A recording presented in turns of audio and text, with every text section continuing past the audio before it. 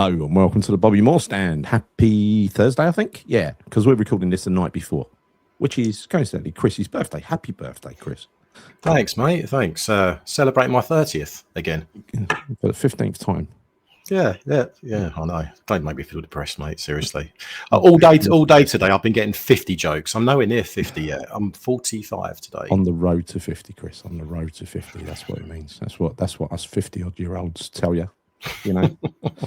Can we move on? Jealous, that's all. Right. Okay. So, yeah, we've got a lot to cover in this show. We've got some transfer news later on. Firstly, let's look back. I will look at the City game as well, but let's look back at the weekend. So I know it's a bit late, but God, it's been a busy week. Really busy. Got eye surgery tomorrow, so I ain't going to be making many. I'm going to try and make one this weekend without glasses if I can see. Yeah, let's hope so. So yeah, let's talk about Villa. How did you think it went? Well, we didn't get 3 points, so in that respect, it didn't go very well. It didn't go very well. That said, I thought we put in a good performance. Yeah. I do, but we didn't get 3 points, and that's ultimately what it all comes down to. You know, I think it's all well and good that our performances have been picking up, but grabbing the odd point here or there and not actually gaining all three is a major problem for us. And as I said to you the other day, my personal opinion on the the Villa game was that I think they were there for the taking.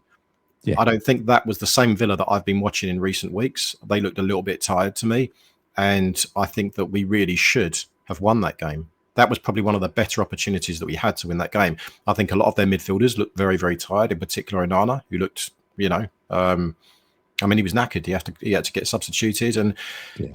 I think the major problem here is when I look at that game, we have no striker. We have no outlet up front. And it was so apparent, particularly in the second half. And it was incredibly frustrating to see Callum Wilson warming up for pretty much the entirety of the game and only coming on in the 81st minute.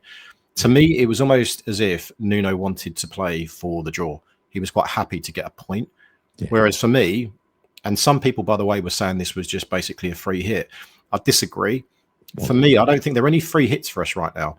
None. We need a free hit. Every point counts at the moment. Don't matter how you get it or where you get it. Yeah, no, absolutely. So looking at that Villa game, that was a really good opportunity for us. So it was a real shame. It was a real shame, and it's not going to get any easier because, as we know, we've got City this weekend. It's going to be a much tougher test for us because they are now challenging. I mean, if you look where City are, they're basically right at the top. They are second, and they're going to be. Well, they've got won 4 games, I think, in the last 4 games in a row. They've also scored. If I get this right, they've also scored 14 goals in the last 4 games. So they're scoring freely right now. Who cares? Mavropanos will have what's his name, the big lump in his pocket, won't he? Yeah. Of course he will. And, How did you think it went then? Because we haven't really properly spoken about this. No. I mean, I took Adam to the game, so he's on crutches at the moment. So that was a bit of a challenge because it was a long walk from Westfield to the ground, to be honest, and they didn't really exactly help fans get into the Billy Bonds tribute because the security outside was just the same as usual. You would have thought they'd be trying to get people into the ground early, wouldn't you? But no chance. No fast track route for someone on crutches or anything like that. Just fucking queue with everyone else. But anyway, we got in now. I'd say that from the side where I was sitting, I saw I saw it similar to you, but I thought it was a very hard-working performance from the players. I thought Villa are supremely good at finishing. If you give them half a chance, they will put it in the back of the net.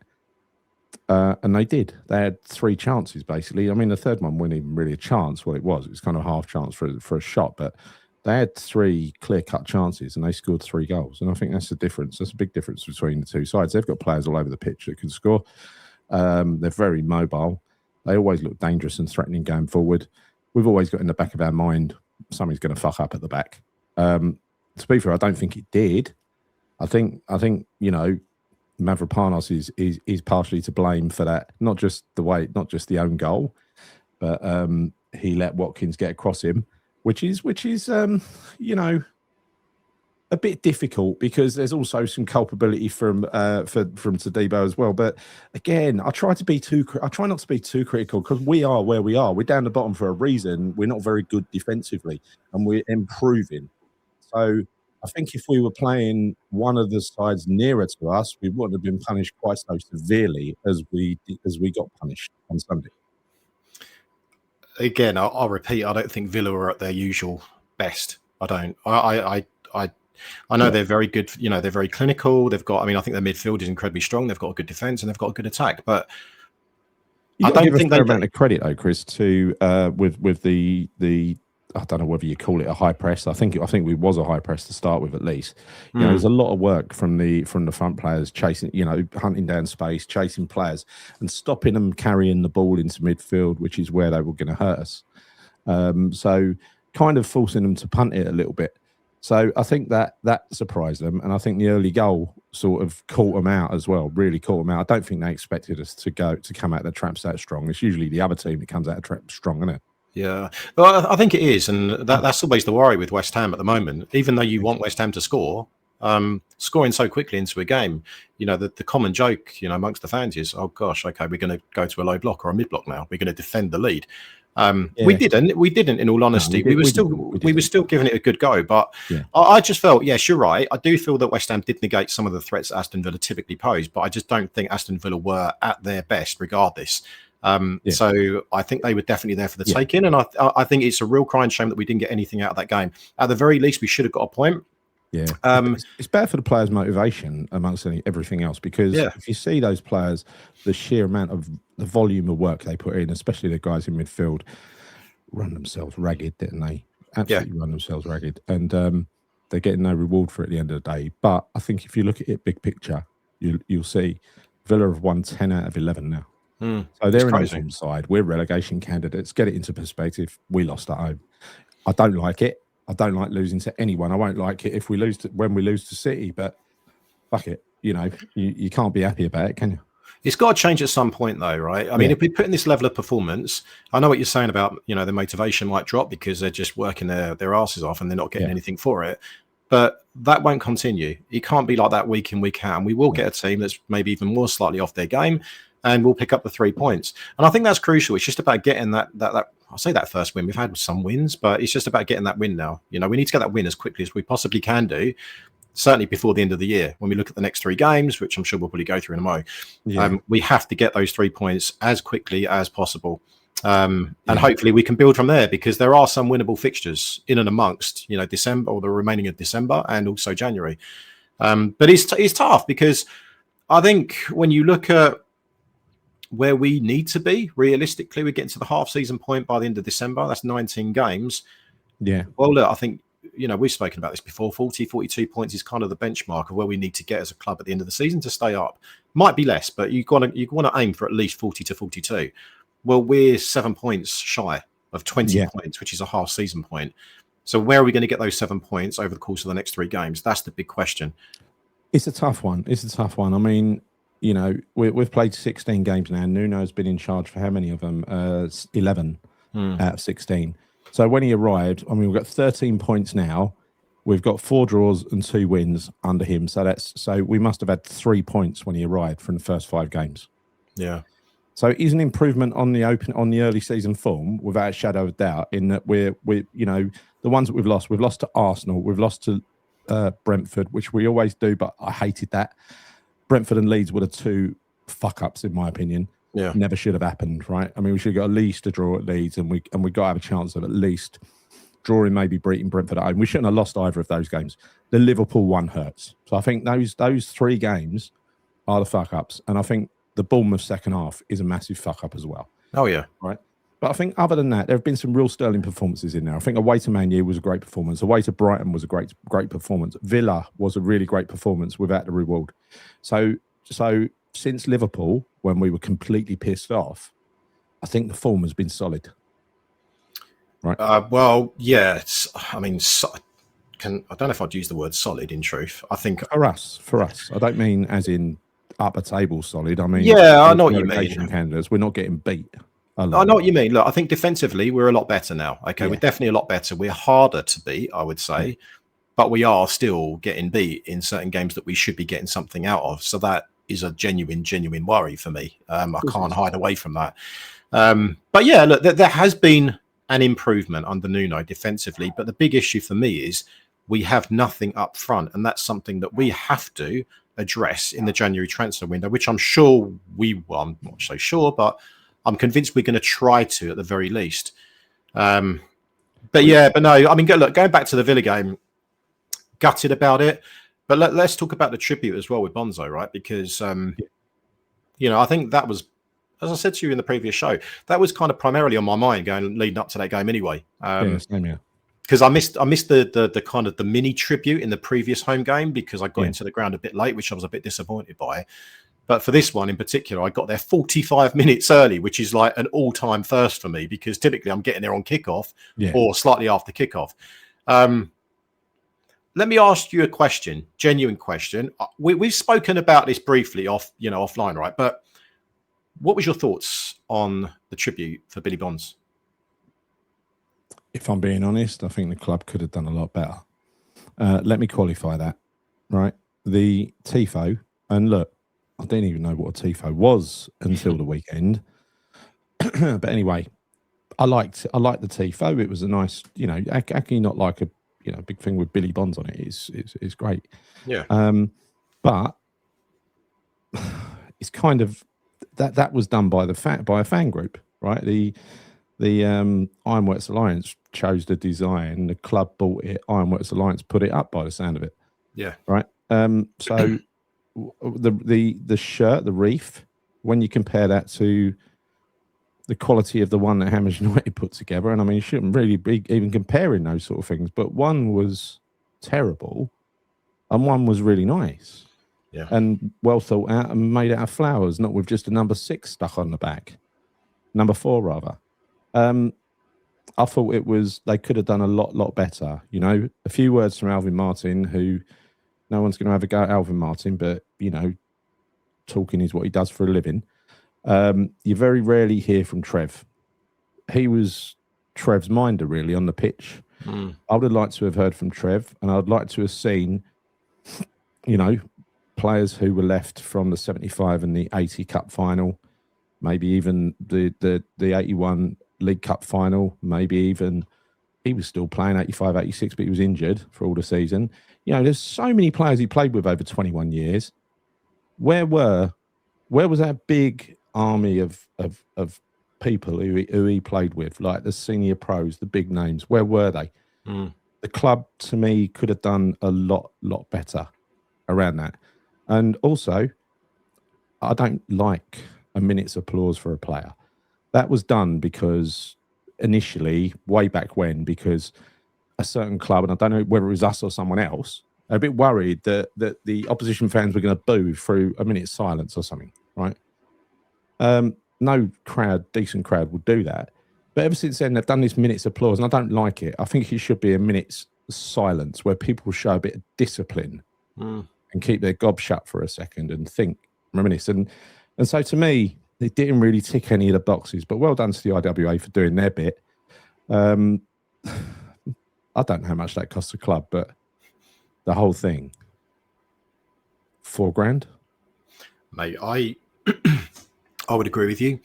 I might go one step further, and without trying to sound a little bit controversial here or even slightly divisive, because I don't want to do that, I was really disappointed with the tribute.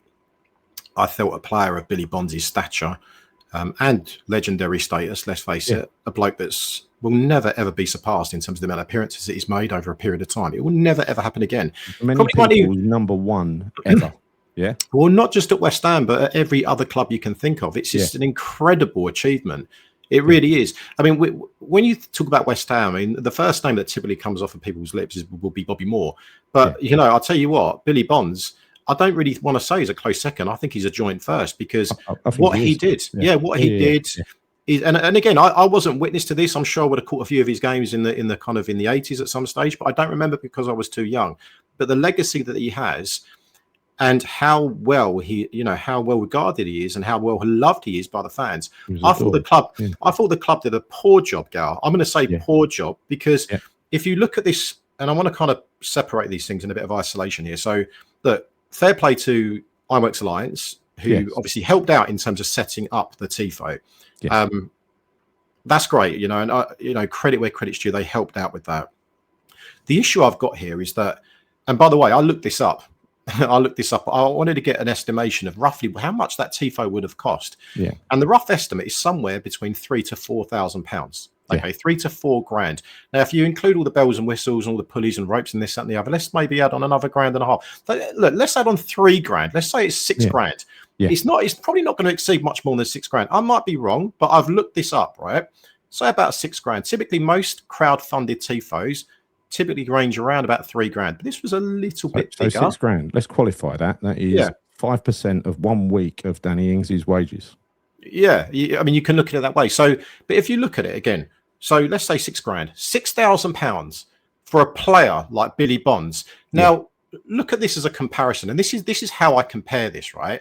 You look at when Mark Noble retired, and you look at the send off that this bloke got. Now, Mr. West Ham, don't get me wrong, love Mark Noble, fantastic servant to the club, but he is nowhere near the levels of Billy Bonds. Okay, he's not. He's not. He would not be fit to tie his bloody shoelaces, Gal. But yet, you look at the send off that Mark Noble got. The geezer is just retiring. He's got two massive floating tifos on the in the middle of the pitch. The two Mark Noble shirts. He's got speeches going on. He's got Ben Shepherd on the pitch. He's got people walking out. You know, all this stuff he was getting. This is what I can't quite get my head around. I just can't. So you've convinced me there. Actually, I think you've convinced me there. That is a polar. That's a hard hitting comparison, really. Yeah. And this is the iconic Billy Bonds. The probably, like you said, I agree with that. Probably the joint number one player from West Ham of all time. A player that nobody's ever going to get near in terms of appearances. A guy that led us when we were down. A guy that came back from retirement to help us. Right, Hammer of the Year 4 times. Absolute fucking legend. And he gets £6,000 spent on him. Well, basically that. I mean, literally that. They played the same video that we played on our last show, I think it was. It was pretty much the same footage. And aside from Alvin Martin, who did do a very heartfelt speech, I'll give him that. Yes, Alvin is a good guy, right? Yeah, but I mean, come on, mate. That's not much, is it? No. So I'm not in agreement, and I know now, that 2 weeks to plan this. 2 weeks to plan this. Yeah, and I know there have been some people saying, like, and even friends of mine that have been saying, oh, you know, club did a great job. Well, no, they didn't. You know, Ironworks Alliance put some work in to get that done, right? So give the credit to those guys for picking that up. But aside from that, the club gets zero credit for me because £6,000 and also getting people, essentially fan group, to do it for free in their own time. Free labour to put the thing up. So why would we give the club any praise whatsoever? I just can't do it. I can't do it. They deserve no praise. That what they did was the minimum acceptable tribute. That was it. The minimum acceptable tribute, but it was nowhere near enough. And look at it. Look at another example I'm going to give you here. Okay. Yeah. Now this is a hypothetical situation that you know, I don't want to sound too morbid here, but can you imagine if Kenny Dalglish, well, obviously it will happen, but inevitably when he passes, which I hope is not, you know, long into the future. Yeah. Could you imagine what Liverpool would do for a player like Kenny Dalglish? Now, for West Ham, we hold Billy Bonds on another level. Yeah, but we hold Billy Bonds in the same, you know, at the same levels, legendary status. Higher. Okay. Look at what United did for Charlton, right? So this is the issue that I've got. I just do not think that was good enough. And I saw videos. Now, where I sit, it looked okay. Right, it looked okay, and I sit like, you know, row 2 in the bottom more lower. You could see opposite, couldn't you, from the dugouts? You see, it looks half decent, but they could have done so much more. They could have got more of the stand involved. They could have had claret, blue cards, whatever they needed to do. They could have done that, but there was none of that there because guess what? That cost money. That cost more money, and it just seemed like they weren't really willing to pay for it, in my opinion. Yeah. Because if they really wanted to do something special for him, then you stick your hand in your pocket. And I don't think they did. And I find it embarrassment. I actually find it an embarrassment. I saw a video from some of the Villa fans that were recording footage of that tifo going up. And one bloke said that it looked like a handkerchief or something. And it's not far from the truth because when you look at the size of it, it's relatively small when you're talking about a legend like Billy Bonds. It's not good enough. The material was very, very lightweight. And I think what they had to do to, I think they had to put cable ties on it every 6 inches or something. The IWA, I think that was for cables to hold it straight, right? I'm sure some of those are made out of heavier material. I'm just saying. I don't know. I don't know. Non expert in TIFOs. I didn't even know what one was. But anyway, look, I think we're both agreed on that. I can't. They should have done a lot better. But nothing's ever going to stop them pleading poverty. Nothing's ever going to stop them taking advantage of fans. Good nature. The people that want to get involved, they'll take their free labour all day long. So let's look at another way, Gav. Just quickly, right? Another way. Yeah. It cost what, £700 to £800 for it to be a mascot for the day. Yeah. Okay. So you're talking just the mascot, income that they generated for that game in itself would have exceeded the amount of money that they would have spent on that tifo. What surprises me, that's terrible, but what surprises me is we've got a stand named after Billy Bonds, and he thoroughly deserved that. That's the one thing they got right. The one thing they got right, because it hit the mark and it hit Billy's emotions, and that's all that mattered. It gave us a chance to say goodbye to him properly, right, before he died. But when we moved into that ground, Rob Banks told me this. They had a sticker collection book with West Ham legends, and Billy Bonds weren't fucking in it. Yeah, they launched a second version that had him in it because of the outrage. Yeah, crazy. So they didn't. There is no. Don't be misunderstood that there's some sort of undying respect for him. They didn't even know he was when we moved in. For me, just another example of the board and how incompetent they are. I'm sorry. Yeah. And just very quickly, actually, because I think one of the actual issues with the TIFO thing and people that saw that, because it was live on Sky, wasn't it, that game, is if you watch that on TV, I'm sure it looks very impressive. But if you see it in the flesh, it really isn't. Yeah. And there's a distinct difference here. So I think that is a good point. Yes. Yeah. Everything that's done in that stadium is for the television audience, right? On TV, that stadium looks fine. When you're in it, it doesn't, right? So, look, the excuses have started rolling in already, right? They're going to announce the club 191 million's worth of debt that they're carrying on the books. They're going to announce that they've got PSR problems, so they have to sell before they buy in January. That is going to happen, right?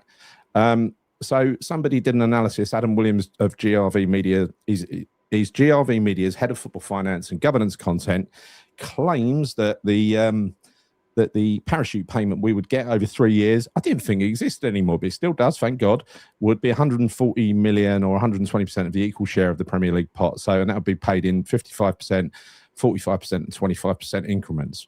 The net result means that getting relegated, once you take all the different costs and everything into account, before you sell players, do any player trading, buy or sell, we'd probably be 30 million down. So, revenue versus costs, where we are today. So without boring you with the details, that's the totals. That's where we'd end up. So that's not too bad if you get promoted first time and you invest. But I tell you what, I've had this little suspicion ever since the transfer window shut. And you remember we were all giving him a fucking chance. I'll get this right. For God's sake, get it right. Let's stay happy until he gets it right. And then halfway through a transfer window, we realise what he's up to. And at the time, I was sure that this was a deliberate relegation, right? An asset strip.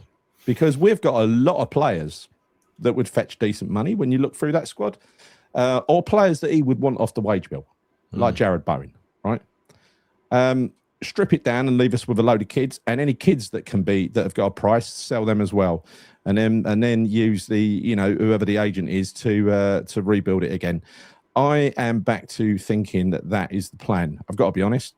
Now, whether that's to do with getting out of the focus of the Premier League when the governance body forces everybody to open their books in the first year or something, I don't know.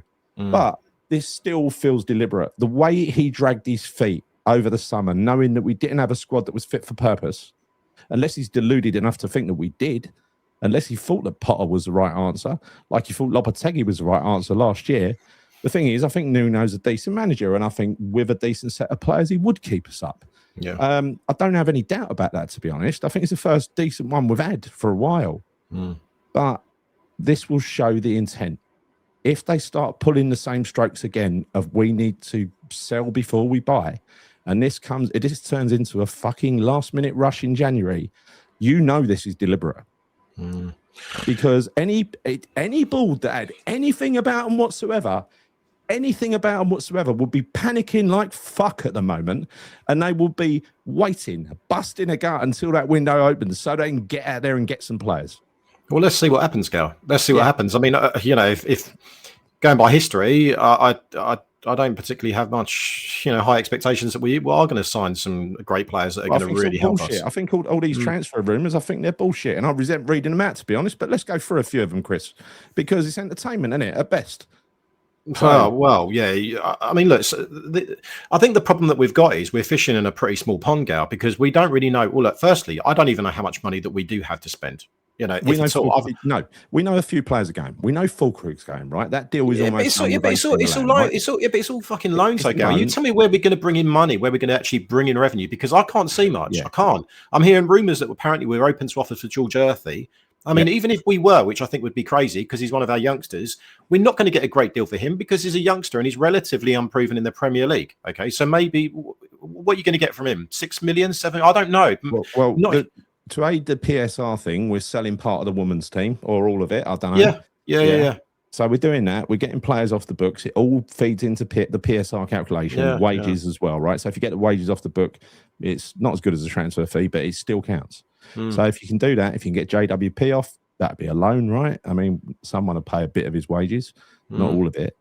And then, you look at who else we could possibly go at, who could possibly go out the door. Who do you think? Probably the keeper. Well, I'm looking at it. Yeah, the keeper definitely. Hermansen, I think, is someone that needs to go because it's pointless in being here. That said, we do need a second choice. I'm sure Fabianski will be a decent, deputy to Areola in that respect. That's not for me a crucial position that we need to address because Areola has actually been doing decent for us in recent times. A good keeper again.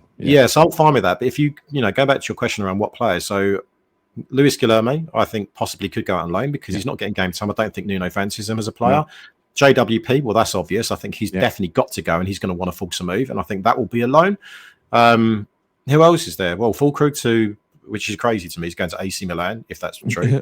And then you've got also... Low league. There's also been rumours about Max Kilman as well. Max Kilman going out to another Premier League club, maybe like Crystal Palace or something. So... And then you've got Paqueta. I mean, Paqueta for me is actually he could well be key in this transfer window because if we are going to sell the geezer at the end of the season, what we need to work out is how much is he really going to bring for us between now and the end of the season? Do you know what I mean? That warrants us keeping him for an additional 5-6 months. Because if it's not enough to keep us in the Premier League and he's going to be as basically poor as he has been, like he is not. There's that statistic saying he's not got an assist in X number of games. He hasn't had an assist now since the 23-24 season, Gal. That's over 2 seasons ago for what is arguably meant to be our most creative player. I mean, he scored a few goals in that period of time, so I'll give him some credit for that. But he's not creating. Great penalties as well. He's not creating enough, really. No. But then you could blame and say, well, it's because we don't have much up front to actually finish off those chances. But whatever way you look at it, we need someone of that ilk to actually create chances, and we need someone to finish. So I don't know. Like if you can sell Paqueta for say 50 million, and if we have got virtually next to no money at the moment, then I think we kind of need to do that so we can bolster, our forward line because we have nothing up front right now apart from Wilson, which really isn't an option because he can't really get a full 90 minutes under his belt. I think to clarify, we owe 191 million in outstanding transfer fees. That probably includes the likes of Fernandes and whatever else. I don't know actually. That might be before you add Fernandes and new ones on. It might be an old number. Probably is because I haven't released the finances yet. But the books. But the income what other clubs owe us is about 64 million. So about 130 million, 128 million or something that's net that's owed. But that I do assume is before what we bought in the summer. Right? I mean it's frightening. But going back to the Paqueta thing though, I'm not just saying this as a reaction after the Villa game. I'm saying this on the basis of me watching him play week in, week out for the last couple of seasons now. I think we should sell him in January. If we can get a taker, then we should sell him for hopefully circa 50 million, which seems not enough, but that's probably actually a good fee for him if you base on his current performances. Because, when you look at our current team and our current midfield, I personally would have Matías Fernandes playing further forward. in a more creative role because he can thread a pass. So stick him in that kind of creative, if you want to call it 10 role, and then you can have Potsy and Magassa sitting deep slightly if you've got that double pivot, right? If that's what we're going to do, then I'm absolutely fine with getting rid of Paqueta and using that money to make sure we can sign an effective striker that is going to score the goals that hopefully someone like Fernandez is going to create chances for, or Somerville is going to create chances for, or Bowen's going to create chances for. That is essential. So I think, for me, I think Lucas Paqueta is a luxury that we do not need to have right now. He is a very good player, but I don't think he's the very good player for us right now. You know, he's not. I think he's he's like the cherry on top of the cake. He's not a player that you should really have in a struggling team that's struggling against relegation.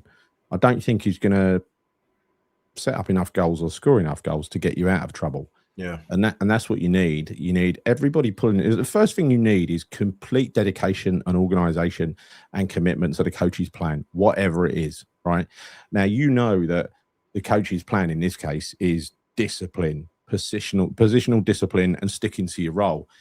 Now he does wander, Paqueta, and he does do some off the cuff things. There is a way you can look at that. What happened on Sunday is the youth playing him into trouble. He had nowhere to go. Could be. But he's done it too often. And I'm sorry, I still don't like the diving. He does it every game. It's pointless. He barely wins a free kick. He gets booked all the time. And let's not kid ourselves. The last couple of years, I mean, there are certain players who we all thought were great, like Paqueta, like Kudus, whatever else. They ain't the ones that stopped us getting relegated. The ones that stopped us getting relegated were the likes of Jared Bowen and Souček with their goals, right? Much as people like to hate him. Well, no, there's more end product there, isn't there? You know, Souček was scoring goals. Yeah. So, and Bowen, obviously, is always scoring goals. He's our main sort of talisman. So, you know, that, like I say, he is a luxury player for us. A luxury player that isn't really delivering, and we kind of pin our hopes to him week in, week out. But typically, we come away disappointed most of the time. You know, it's real hit and miss whether or not he's actually going to perform, and it's probably more miss than it is hit. So I'm fine with selling him, Gower. I am. I never thought I'd say that. I've never thought I'd say that. What I mean by cherry on the cake is if you're a great team like an Arsenal or not a Man U, they're crap. If you're you know, maybe Liverpool were good last year, or you're a Man City, right? You've got a great team of players, and you're just looking for a little bit extra. He's somebody that could bring that little bit extra. Yeah. But to make him the pivotal part of the team, the driving force that's going to stop us getting relegated, I don't think that's him. Well, he's not a bottom half player, Gal. I don't think he can play. I don't think he can. That's a better way of putting it. Yeah, he's not fit for purpose in a relegation scrap. You need people that are going to battle and fight. He looks fantastic when we've got our towels up. Yeah. The freedom to roam, the freedom to play football, the freedom to express yourselves. But when it's like backs to the wall and we need to defend or whatever, you know, we need to just scrape a point or whatever. He's not that player. We need people. We need some hard bastards to get into that midfield, not a fucking player like him. As you say, someone that literally is falling on the floor all the time. I just think, for me, if we really do not have that much money to spend, then for me, it's a no-brainer. You get rid of Lucas Paqueta. I know he's a good player, like I said, but I think we need to think about how we stay in this division. And he could well be key. He could well be key for us staying up based on whether or not we can sell him. And I think that's what we need to do. I really do. I think he'll go back to Brazil, I've got to be honest. But I do, when he's on form, I love him. Everyone does. Yeah, of course. Way about him. When he's on form, like when we went to Brighton, he's playing with a smile on his face. Everyone enjoys that Paqueta. Just don't happen very often, does it? No, I'd like to see Lucas Paqueta playing for us if we were a top 8 team. Yeah. You know what I mean? But when it comes to relegation scrap, I just want people out there who are going to battle and fight. I mean, don't get me wrong. I think his work rate is decent. His work rate against Villa was pretty good. I could see that he was close. He chased around. Yeah. He was pressing. He was pressing high up the pitch when he could. But you know what? You're limiting the effectiveness of a player like that to get him closing down defenders. Of course you are. Yeah. He don't have the pace either to do that. He doesn't have the pace to actually worry defenders when he's trying to, chase and close them down. It's not what he's bought for. You wouldn't go and buy a Paqueta and put him up front and do that, would you? Well, exactly. He's wasted in that 9 position or whatever it is that he's playing at the moment. Yeah. So that's what I'd do. That is genuinely what I would do, and I have no hesitation in saying that I think that is the right thing to do for West Ham as a club moving forward. Short term, we need to focus on staying in the league. Right now, before we go any further, I want to. This is going to be a special shout out to Hammers United, who we're all back in to get this this board out. Sullivan and Brady primarily. Oh, and all the others as well, preferably. But the campaign continues. Now, everything was put on ice for Billy Bonds out of a mark of respect, of course. But as of the next game, it continues. And I think the big one for me, you know, won't go into what's planned for away games, but for the next home game, which is Fulham, it's going to be the first of many repeating red card protests. All right. So please take part in this, especially if you're in the Bobby Moore lower, because what we want to do is make sure we get a good saturation of red cards in at least one area to start with, and then we'll grow it as the season goes. We will be giving out cards very subtly. Won't tell you where, but we will. They're cards. These are cardboard cards, obviously. A card, right? A physical card. So that's one option. Now, if you get one of these cards, please keep it, because it's going to be reused and reused and reused, because we want this to spread around that ground like wildfire. The first one, we're looking for a good saturation in the Bobby Moore lower. Going forward, we want it to spread. And it will probably be, I think, on the 15th minute. Alternatively, if you want to take part in this red card protest but aren't interested in old school pieces of cardboard, you can download a little short video with a ringtone as well to your phone. And then at a certain point in time during that game, lots of people playing that little video, which is a red card, funny enough, a bright red card.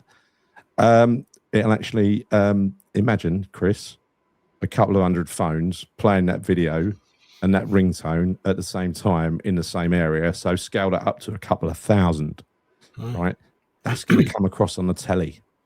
Mate, I mean, it'd probably be one of the best atmospheres we've had in the London Stadium. It'd be electric, wouldn't it? It would be. I mean, it's I mean, we've obviously spoken about this briefly before, so we know what the plan is. But I think just get on board with it. Just simply get on. It's the most simple thing to do, is to basically either have it on your phone or have a piece of card that you will be able to get at the game. Okay, you'll see them around. I'm not saying where, like Gary said, but you'll see it around. You just literally hold your phone up, bright red ringtone. Facing put that in. Sullivan and Brady up in the box. Yeah. Oh yeah. I think it's a fantastic idea. And we need to get as many people. You can't stop it. So sorry, Brady, you can't stop it. Good luck with that. Right. Yeah. It hasn't got anything offensive on it. It's simply showing a red card to you two. Yeah. All right. Because that's what you deserve. You deserve to get sent off out of our club. Go on. Fuck off. Right. So that's it. Special mention. I'm going to carry on mentioning that. The other channels are going to drive it as well. Go onto Twitter, look at Hammers United. You will find the video. Download that to your phone. You can even save the tweet if you want. That's the easiest. If it's an easy way to do it. But yeah, you can't go wrong. It's a post with a big red video on it. Yeah, it's very, very accessible to get this if you go to Hammers United on social media. I'll put a link to it, to the one that you can download in the comments of this video. Yeah, right? Yeah. I shall look forward to this, mate. I do. I'm really looking forward to this. I think this is subtle yet effective, this tactic. I love it, because we must do something that they can't interfere with, and they genuinely cannot interfere with this. What are they going to do? Take our phones off us? Hell no. Anything offensive. What they're going to confiscate phones, are? Good luck with that. Exactly. I know. Exactly. No, exactly, mate. Exactly. Yeah. No, it's a great idea, and just wait until it's been actioned. It's going to be fantastic. Beautiful thing. It's a beautiful thing. Yeah, I'm going to find a very easy way for you to get hold of this, by the way. Leave it with me. It'll be ready long before Fulham. All right, but keep your eye on that. Yeah, make sure you save it to your phone. Save it to your phone, right? And if you want a physical bit of cardboard, if you're a bit of technophobe like Paul Coleman, then get a bit of cardboard, because you can go on. Make your own red card, bright red card. Yeah, colour in. Get your kids to colour in red cards. Whatever you need to do, just bring a red piece of card or paper in. It's all the same. Yeah, bring it in. It's a beautiful idea. Nothing abusive on it. Just a red card. We all know what it means. Right. Anyway, let's move on. So, Chris, the final topic for your birthday. Let's continue. There's a few other links in here. Moise Keane of striker, 25 goals in 25 for Fiorentina last year. He's fallen out big time with Juventus. Went to Fiorentina, fallen out big time with them. They think he's unsellable. Who appears on the scene? West Ham United. What do you reckon? No. Is my honest answer. Don't forget, he played in the Premier League before. He was on loan, I think, from Juve to Everton, if memory serves me right. He's trouble. And I don't. Yeah, he's trouble. He's a wrong un, but I don't even seem to remember him scoring many, if any, goals for Everton. So no. I mean, don't get me wrong. He was a young player then, and maybe he's improved, but in terms of his effectiveness and his goal scoring ratio. But we don't need a wrong un. We need a fighter. That's what we need at this club right now. So he can piss off. He can piss off and stay where he is. Yeah. And as for some of the other players we're being linked with, I mean, have you got a list of players? Jesse Lingard. Nah, move on. I've heard that before. I'm sick of it. What's the point talking about this geezer? Every time he's without a club, he starts. Every time he's without a club, he starts liking all the West Ham, Instagram posts. I won't forget the way he took an extra 10 grand a week. You could have had a 3-year contract here, you absolute mug. Yeah, and he'll live to regret that. But no, I've got no time for Jesse Lingard. He's past his best. Move on. Yeah. Let's move. Let's not even mention his name again. Way past his best. So yeah, I mean, we're going to be linked with all sorts of wrong uns because they're going to be going cheap, and that's what we will do. If we end up with a couple of cheap loans, like we did, or we got one cheap loan last January, if that is the net result of this transfer window, you know what Sullivan's intention is. Is to get us relegated, right? Oh, yeah. And sell off the family silver. Because there ain't much left to sell. We've mortgaged off everything. The training grounds, the lot. It's all mortgaged off. The club owns nothing. I know. But yeah, I mean, as for other players, Thiago Silva, another one being mentioned as well. 41-year-old Thiago Silva. Yeah. Do you think he's old enough? That's fucking mad, isn't it? It's got West Ham written all over it, mate. It has. I mean, a 5-year contract, Chris, I would say. He hasn't got a bad injury record, has he? You know what? It's a funny one because, all right, he's 41. And if you look at it on paper, you think, crap, why are we linked with a 41-year-old player? That said, he was very good for Chelsea before he left and went back to Brazil. He wants to come back to London because his family are based over here. And, lo and behold, what a surprise West Ham are being linked with him. Would I take him? Do you know what? Probably, yeah. I know it sounds ridiculous, but I probably would do because is he going to be anything worse than, say, Mavropanos or Kilman? No, is my honest opinion. I'll bring him in. Like Callum Wilson, he's turned out sort of all right in an old striker sort of way he can use. Listen, you can't have got Callum Wilson. He's got a great attitude, but he can't play for 90 minutes. He would, if he played 90 minutes regularly, he would get injured. You know he would, right? So this was terrible. We need some players to make a bit of a difference. So we do need centre halves, right? We do need centre halves. We need dogged centre half leaders who are not going to make fuck ups, right? Now Todibo, I think he's great. Now I'm not having to go at Todibo at all, right? I think he's played 7 games on the spin. For some reason, he came back and he, under Nuno, and he's looked like a player. Mavropanos has still got a mistake in him. If we can replace Mavropanos with, and Mavropanos go sit on the bench, he can be the backup. But if we can replace him with a really dominant centre back, whether we'll get one, Gal, it's okay. So I'm in agreement with you, by the way. And if you look at Thiago Silva, I mean, the geezer's clearly not got pace. He's 41 years old, right? Yeah. And we don't have fast centre backs. I think Todibo's a little bit faster than I originally thought he was. He is fast. He certainly showed it in recent games. But Kilman is slow. Mavropanos is not the quickest either. So is he the answer for us? Well, no. It depends on what formations you play. If you're playing a flat back 4, then you're asking for trouble with him in the back there, like Thiago Silva. Chris, let me just tell you the sort of defender I want. I want a centre half who doesn't commit suicide all the time. You know what I mean? Somebody who doesn't cost us goals. But you're asking for quite a lot here, Gal. I think you're asking for a lot. Talent. If there's a bit of supreme talent that scores a goal, pops a ball in from fucking 30 yards out of the blue, you can't do much about that. If there's a bit of brilliance like a Haaland who does something, it's just not on the script, you can't do much about that.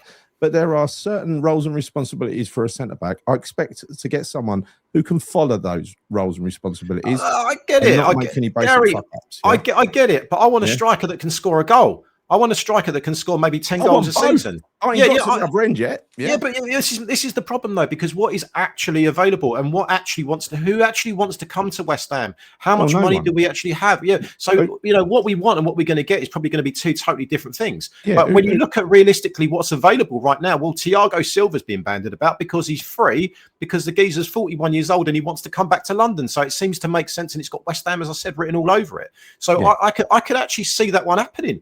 I mean, the one thing with Thiago Silva is he's good on set pieces. He's good in the air. He is. And you know what? If you look at how our defence has been performing this season, in the air, aerially, we haven't been great until recently. Tadibo suddenly has learnt how to air the ball. So in that respect, what does Thiago Silva bring? Well, he brings probably a bit more calmness. He brings experience, and he has the ability to head the ball.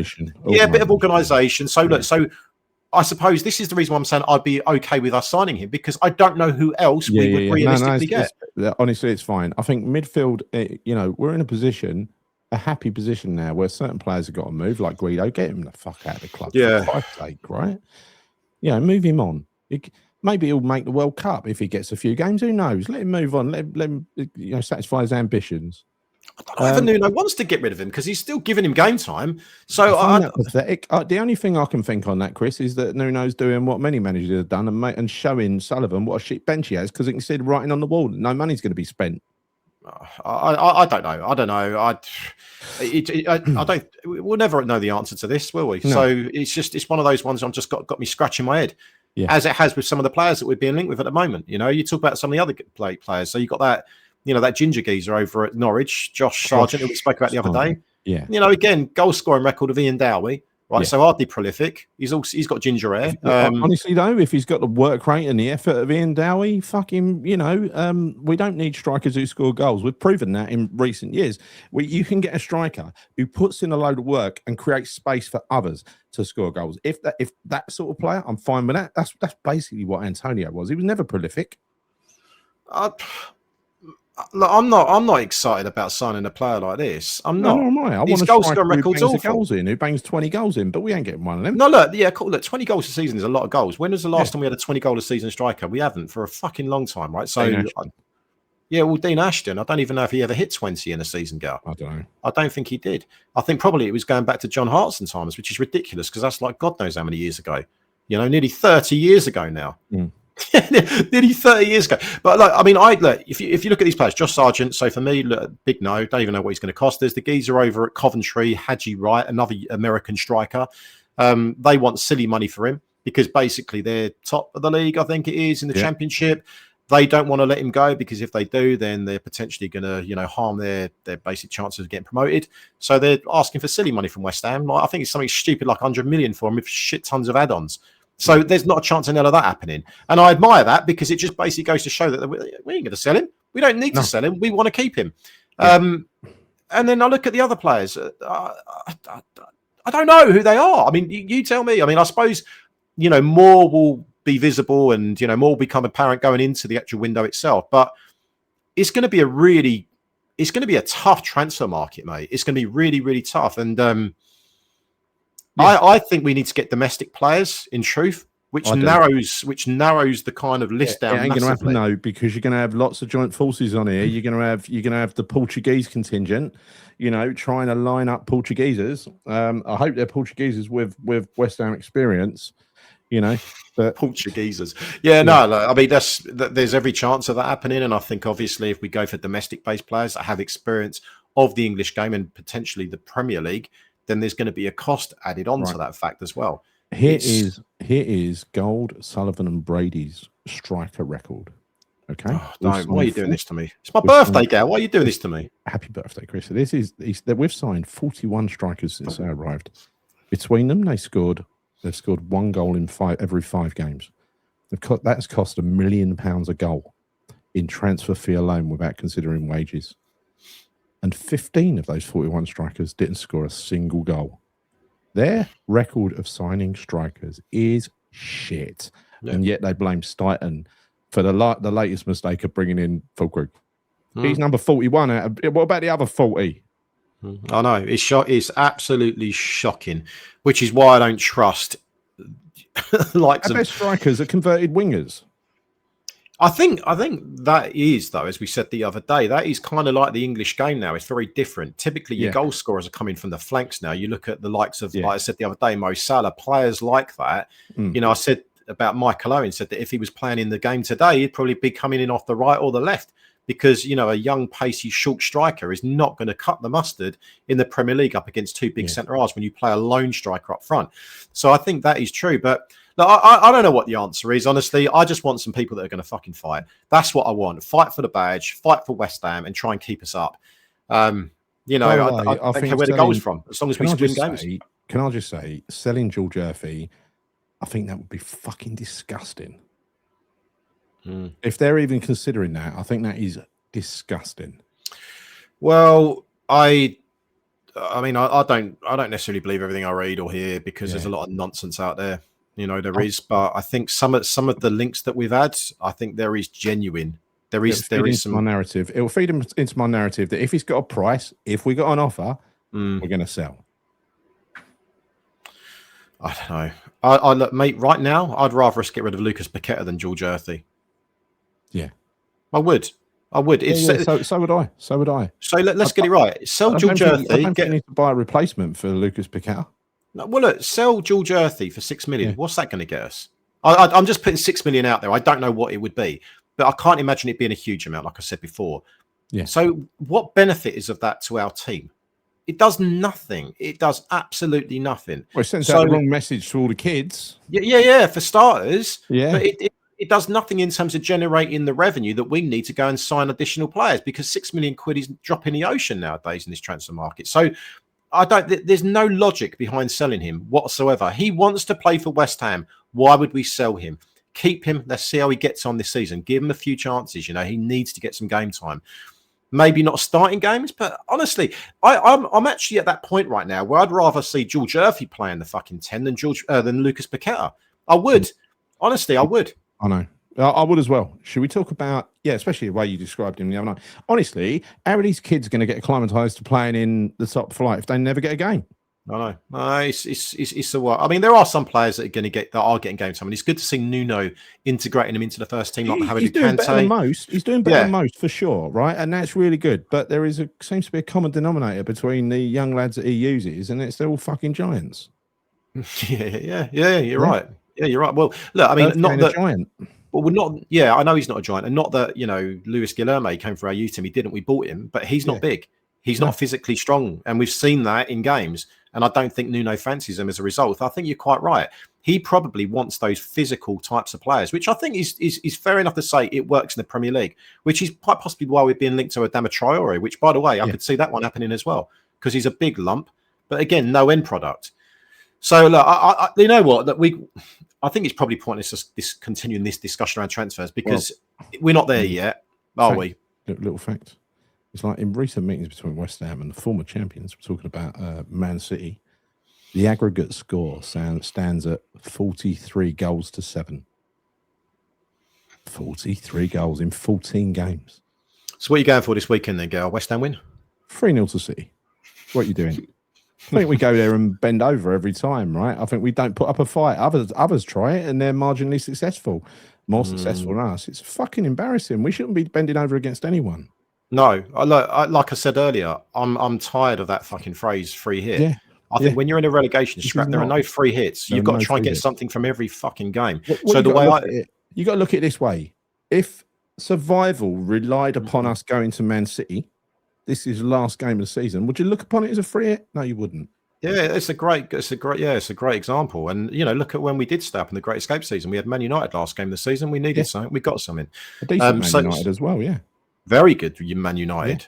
Very, very good Man United. So, yeah, I mean, I think we need to go there and try and attack them a little bit, but I know we won't. I know that we're going to go with the back five. I think it's written on the cards that that's going to happen. We're going to defend. We're going to sit deep. We're going to try and hit them on the counter attack with a low block. We'll take a first. Now, I think this is going to be a 90-minute low block. Same as Moyes used to do at City. I think that's what it's going to be. I know. It's going to be 5 at the back, 3 in the middle.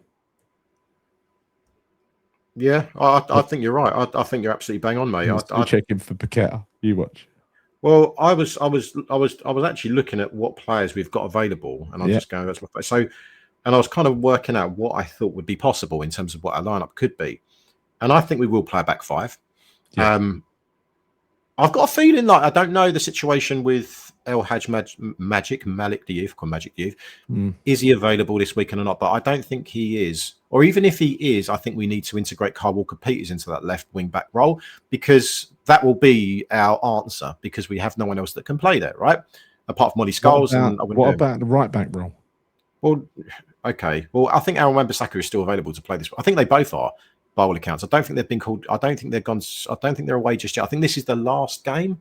I think I might be wrong. I don't know, but I would imagine it'll probably be about five. I think Kilman comes back in, so you've got three centre halves in Mavropanos, Kilman, Todibo, maybe AWB as a right wing back, Cole Peters as a left wing back, and I would imagine Souček is going to come back in.